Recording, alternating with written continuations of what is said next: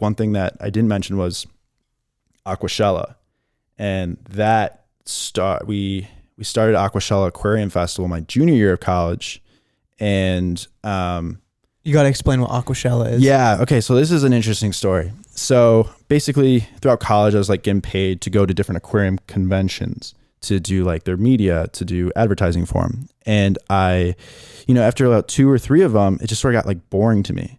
And I thought, hey, there's got to be like a better way than like this old traditional convention, right? So my friend and I, we saw there was actually an aquarium event that year, for whatever reason, it was like, I think it was mismanaged or something, decided to leave Chicago. Chicago being my hometown, I thought there's a massive opportunity here, right? Like they've been doing this event for 5-6 years. They've obviously built up this market. Don't know why they're leaving, but hey, like, why don't we capitalize this? So now my business partner, but my good friend at the time, his name's Sean Hale. So he works as a manufacturer in the industry. And because he had been attending all these events as a manufacturer, buying sponsorships to the events, buying booths to the event, he had that side of the industry on lockdown. He had lots of experience in that world. And he's a lot older than I am, actually. So he's 36. So he's just been in business for a long time and had a lot of also good experience in just all, corporate and other facets of business. But we started this event my junior year. We're like, okay, we need a name. So I was like, we need some really cool name. And Coachella was happening around that time. Naturally, I was like, why don't we do like AQUASHELLA? Now, no, I get the name. That's a good name. AQUASHELLA. You didn't get it before? No. So this is what happened. Yeah, but you might not have gotten it because what happened was about a month or 2 in. I'm thinking cello. Cello. Like a cello, like a musical instrument, like a cello. Huh. I don't know. A month or 2 in, we actually got a cease and desist from Coachella saying like, we have a Cella trademark. Are you serious? Yeah, and we had like used that first 2 months of marketing like blown up because Coachella was happening at that time, and everyone was like, AQUASHELLA, like this is great. We got like 10,000 people on our Facebook page like right away. So it blew up like from the start, and with the marketing that I put behind it, it just like it was pretty close to like a instant success. What I do for the marketing? Yeah, no. What did you do afterwards? They give you a season. Did you try to fight it at all? Or you're just like, all right. So we pivoted. We're like, no, we're not gonna like fight this Couldn't giant. you call it something else? Like, isn't there another way to spell cella? Well, we pivoted. Put an A with like little, yeah, we pivoted to pronunciation, AQUASHELLA, which actually ended up being, I think, a that's better actually name. better. Yeah. So sort of a blessing. But Yeah, and we I had think gotten it's the fine. marketing from AQUASHELLA. So we changed it to AQUASHELLA, and basically for the next 8 months, I was studying abroad at the time. So me and my business partner were on like different time zones, like big time. So I was staying up to like, I was supposed to be studying abroad, not playing basketball. That was like supposed to be my break, like just being with my friends out there, like traveling Europe. Instead, I sat in my flat in London and just got to work. And I just started grinding every day on this event, AQUASHELLA. And everything I had learned up until that point, I just started pouring into the marketing. I was up probably most nights, I'd say like the average 6 a.m. Then I'd go to bed for like 3 hours. My classmates would like wake me up at 9 a.m. to go to class. I did that for like pretty much the entire 2.5 month study abroad term. And it was difficult, but I knew that I was building something that had like this massive potential. So then my junior year, I finished the study abroad, went back home. That summer, I just kept working on it with my business partner for like the next 3 months, all the way up until our first event, which was in September. We did our first event. We had like I think it was like 3,500 people come, almost 4,000 people attend. The first one in Chicago. It was like, you guys seen Fire Festival, like the documentary? Yeah. You've seen it? Mm-hmm. Did you see it? No. Oh, it's a show, man. You gotta watch. It just gets crazier and crazier and crazier. Some of these things that they say, for those who are unaware, they sold out this event claiming to be like the top event in the world. People were paying like $5,000 to $25,000 per ticket to go to the Fire Festival that was going to be on Pablo Escobar's old island, but it turned out to be a giant scam. They got there and they were like hurricane tents instead of like luxury campsites. It's like, oh, and then what went viral someone posted on Twitter. It's supposed to be like this hand chef curated meal from like the best chef in the world. And it was this picture of a styrofoam plate with 2 pieces of bread on it. Yeah. And like a piece of bologna and cheese. No, so they actually held it. You shouldn't Dude, be it was laughing. bad. It shouldn't be bad. laughing at this, but they get there and it's raining. Literally, it's raining. Yeah, and it's like It's all these chaos. all these influencers like that paid exorbitant amounts of money to Yeah. go there, be in these like cabanas, and it's just like a hurricane, and it's like chaos, nothing set up, and like basically the whole thing was just like being called. I felt got called off. so bad because the locals were really like, this was big business for them because they don't get tourists. Yeah. And so to have, hundreds of really wealthy people flying in there spending money, they were paid like, millions of dollars to set up for this thing. And it turned out that they had worked really hard. They didn't get paid. I mean, it was horrible. Who threw it? What was his name? It was some guy. Probably better we not give him exposure. But anyway, this guy who's had a history of over-promising, under-delivering, taking money, shutting down businesses, getting investors all excited. He basically took all the money, spent it on himself, and then just whatever was left over, tried to make this as best as he could. Yeah, he took like $5 million and then like tried to use like 50,000 to put on the event. Just didn't work. Yeah. But so that guy, that whole thing, that's exactly like I couldn't relate ever to anything more in my life. That's how setting up Aquashella felt for me. Really? Yes, to that degree. Like How much money you make? You bought the Lamborghini and dude, I wish. bought the gold Rolex. I wish. So I'm kidding. It was, yeah. but it was chaotic. Yeah. It was chaotic putting on events of that magnitude for thousands of people. How many people were involved in it? Just you and Me and Sean, we were like really that first event. It was just like us two. yeah. You needed like 20 people on that, And we 'Cause do- there's we do a lot now. Of things a lot of things you forget, like parking. Oh yeah. Security, food, like all the little things that you would never even consider. Like who's gonna check the tickets in the front? It's How many people do you need? yeah, and so like we almost died, like Yeah. just from like exhaustion and just like stress. I think I must have aged like 5 years just in those few months.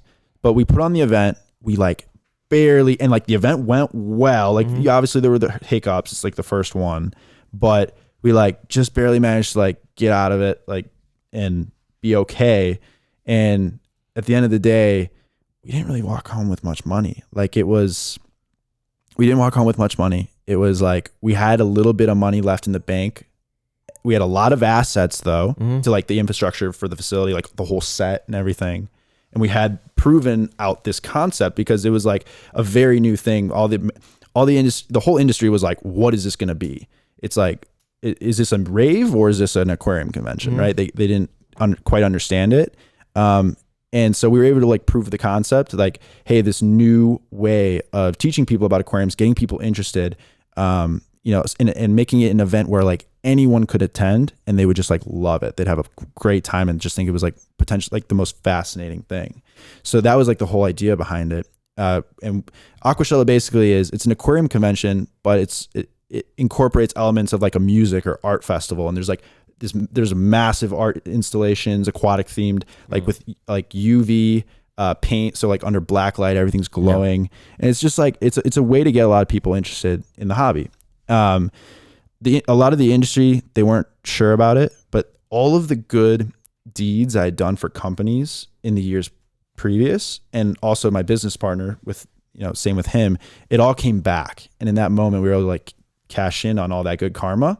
A lot of people helped support that first one, but we didn't make a lot of money on it for the first one.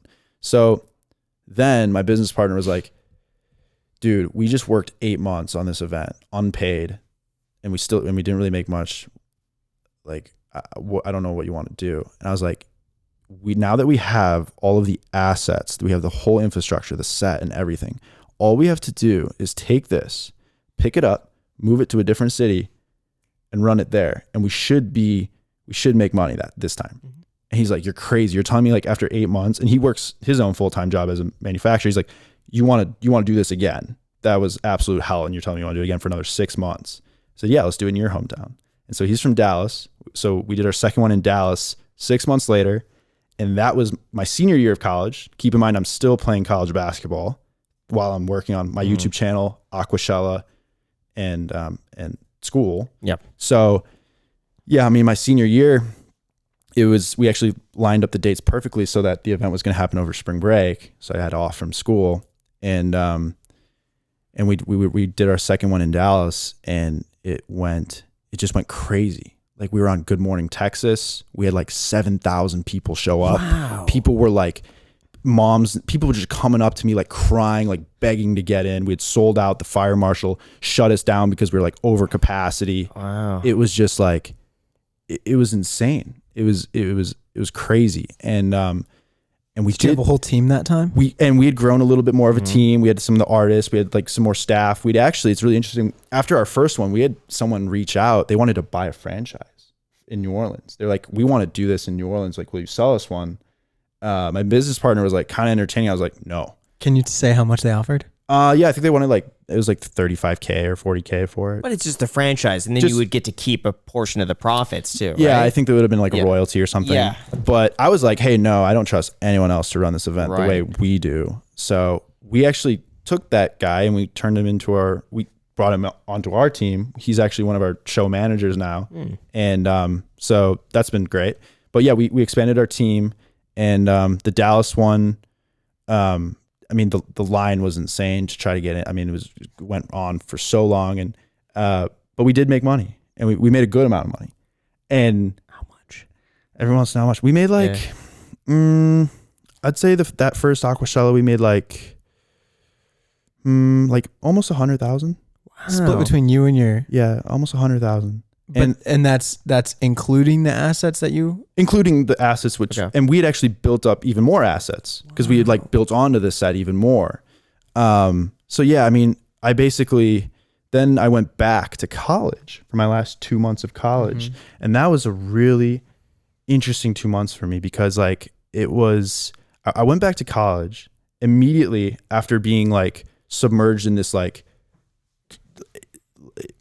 I think you know how it feels when you can't go back. You can't. You're surrounded by like children. Correct. It's like what's going on? This is weird. Yes, you're like, oh my god! Like the conversations that a lot of my friends were having. Like I went out to the bar that weekend, and like people, Susie's like talking about the hockey player that won't give her a look. Yeah, and I'm like, bro, did you see what happened last week? What Spencer said, man? And you're just like, dude, I got better things to. Talk about. Yeah, exactly. And it was really hard for me because I really I couldn't relate with anyone at college anymore. Like all these kids were doing these, not internships, but like internships or like gearing up for like, and I was just like, in 2 months, you guys are graduating. Yeah. Like, what are you guys doing? Like, get it together, man. Like you're talking about the hockey player that won't look at you. Like you have much more important things to worry about. Yeah. Like, so, that was kind of interesting. And, it was also like I was sort of depressed for like a week after that event because, I was depressed and I was happy, but, you spend so much time, like months and months, just focusing on this one day of the year, how it's going to go. And then it just happens.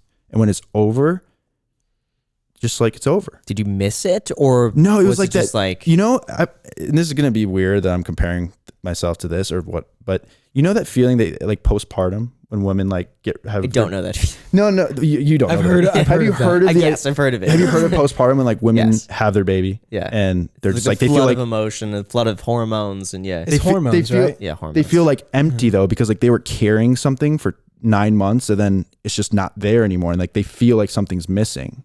I've actually heard it on a lot of different podcasts, like business owners who sell their businesses for like 20, $100 million, whatever. It's like the saddest days of their lives because they're just like, I got nothing to do tomorrow. Yeah. Like I just sold my company. Like, so they got 100 million in their pocket, but like they have no purpose.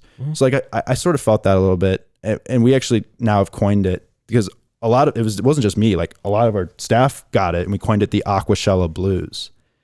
We had like grown ass men with like, who were like supposed to be doing like, with power tools, like crying after the event. Cause they're like, I'm going to miss you all. Like this was so crazy and so much fun. And like, so yeah, it's just like, it's become a really big team effort. And yeah, when I got back to college and that check hit my bank account, it was after basically a whole year of working on it. That along with my YouTube channel, finally clicking, it was like everything had just like come together, and I was like, I just remember sitting in my dorm room and it was like kind of emotional because Yeah. it just was like, I just figured it out. Yeah. And this whole time I didn't know what I was going to do after school necessarily. And that was my dream. So How many do you host now? we actually this year have expanded to our third one in Orlando. So besides, if you don't count the pandemic year, in 2 years, we've grown to 3, one in Chicago, one in Dallas, and one in Orlando. So the one in Orlando is coming up June 12th and 13th, 2021. And it's going to be crazy. And then Dallas, you were telling me, is on Halloween. Yeah, this year we moved Dallas to be on Halloween, and we're going to call it AQUASHELLA-ween. And so it's crazy. Jack, we should go. I think I want to. dude, it's going to be cool because I think we're going to be able to incorporate elements of a haunted house into what is already very, has a bit of that element to it. So I think we'll be able to pull like a really ridiculous crowd. You should get a clownfish as like the orange and the black and like something like that. Or what is it? The Achilles Tang? Yeah. Achilles Tang? Well, I don't know if you've seen like some of the promotional like stuff we have, but not for the Halloween. We bought these massive inflatables for like to put outside the event spaces. So we bought this like 30-foot by 30-foot inflatable clownfish that just like sits outside the event. It's filled with air. And I mean, there's a lot of different things like that where my business partner has been like, are you sure you want to spend, that kind of money on something like that? I'm like, yes, like this is how you get people excited about an event, right? This is how you tell people like, and I think that also resonates with people. I mean, I think it's most of the time when you see people putting a lot of effort into something, like you're way more willing to buy into it. So yeah.